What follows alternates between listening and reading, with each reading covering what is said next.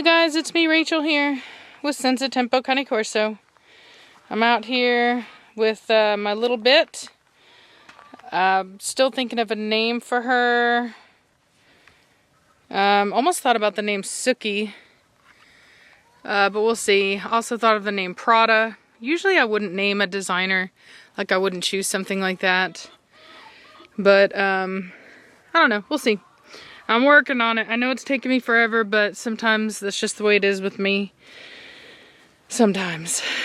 Hopefully we'll get some good video. I did a video earlier, but unfortunately for some reason it didn't save, so I initialized my memory card, and hopefully that will fix the issue. But I wanted to do a video today talking about something that I've been wanting to do a video on, but sometimes it's harder for me to do the kind of like, you know, the basics. And so, no, I can't film you when you're up in my face like this. I love you, but go play. So, anyway, so I wanted to do a video on that. So basically, I wanted to do a video on everything that you need whenever you get your Corso and kind of your puppy Corso guide, all right? So basically, hold on, we're getting stability issues here. Come here. What are you doing, little girl? So, one of the things that you want to make sure you get is a crate. I'm a firm believer in crate training a puppy. I don't think that a puppy should have full range, you know, of the house. Not only can they get into things that they should not be getting into, but it doesn't teach them any boundaries. It makes it almost impossible to teach them potty training and stuff, because they basically can go wherever they want, and that's just, you know, not conducive to good training. So I highly recommend getting a crate. And you're gonna need your food and water bowl. You're gonna need your puppy food. I recommend Farmina puppy food. That's what we feed our dogs. It's a European dog food brand. There's no animal byproducts, no animal meals. There is just really great food in it. You'll want to get some chew toys, because if they chew on something they're not supposed to, then you're going to want to redirect that to the correct thing to chew on. I recommend Kong, the black Kong chew toys. Those are really good. Come on.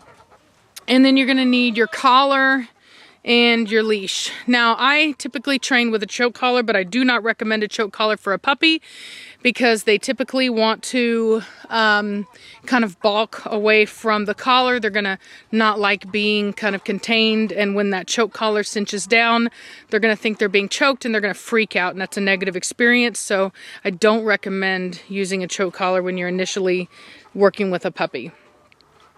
Other than that, with the chew toys, you're going to want to make sure that you're taking your puppy out often to go to the bathroom. So the rule of thumb is every time they first wake up, you take them outside. Every time they finish eating, you take them outside. Every time that they've been playing and they stop playing and they start sniffing around, take them outside. And then whenever you do take them outside, you tell them, look how good her movement is. You tell them, go potty. So that's what I do. I have a word and I'm like, hey, go potty, and then they know to go potty. I also will put water in their food whenever they're eating. That way they don't feel the need to overcompensate by drinking a ton of water whenever they go outside, which makes potty training really hard. Other than that, you want to make sure you get your vaccinations. Every puppy from me comes with a vaccination at 6 weeks of age. They'll need another one at 9 weeks of age, another one at 12 weeks of age. And if your vet recommends 4, you'll need another one 3 weeks after that. Then after that, they're going to need their rabies vaccination. So those are all very important. I don't do flea and tick, so that's not something I recommend.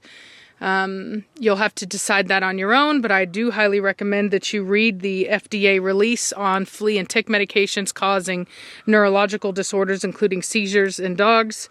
So if you can go without, or you can choose a natural alternative, I highly recommend that. Other than that, mean, that's pretty much what I do. That's how I raise my puppies. I don't, you may want to do a puppy training class. I don't need that, but maybe you do. Once they've had all their vaccinations, you can start taking them out.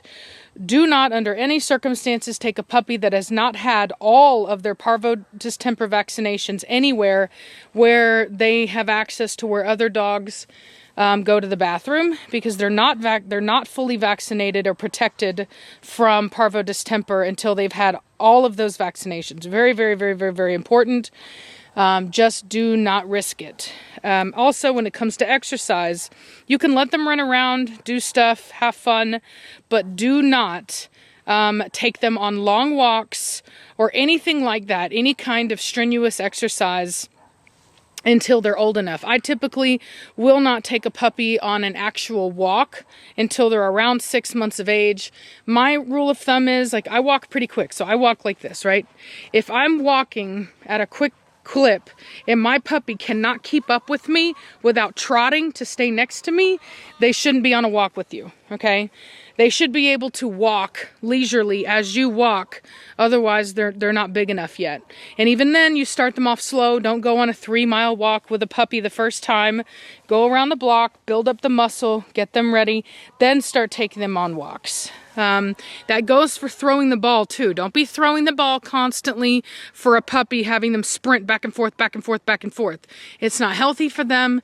They are athletes, and any athlete is going to have to work up to specific exercises and having endurance.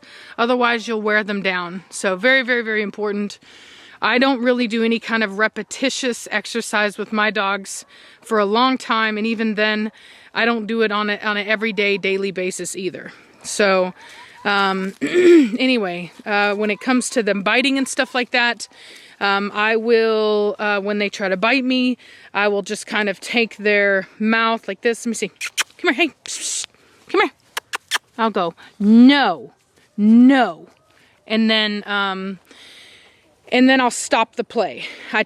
Structure. I make it very serious. I let them know in a very firm tone, no, and then I will immediately stop play with them and walk away. So they need to understand if they want to interact with me, that they need to be respectful. Do not redirect with a toy. It doesn't really do anything. They need to understand that what they did was wrong, and that's very important.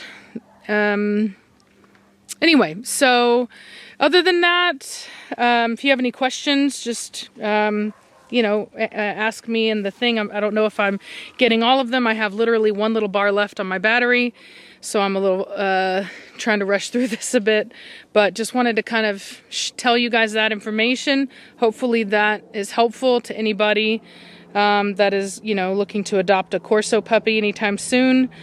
And best of luck with your baby. Hope that it's a pleasurable experience and that this helps. Be tough, be strong, don't be worried about hurting their feelings. It's better for them to learn early and quickly than it is to prolong it and make them learn later when they're bigger and tougher, all right? So just a word of advice there. Never worry about hurting your dog's feelings. If you're consistent and loving and strong and disciplined whenever it's necessary and tough when it needs be, that's all that matters. It's important that that you do give the love whenever they're being calm and whenever they deserve it. Reward the behaviors you want to see, discipline the behaviors you don't want to see. Sound good? All right, y'all have a great day. Bye.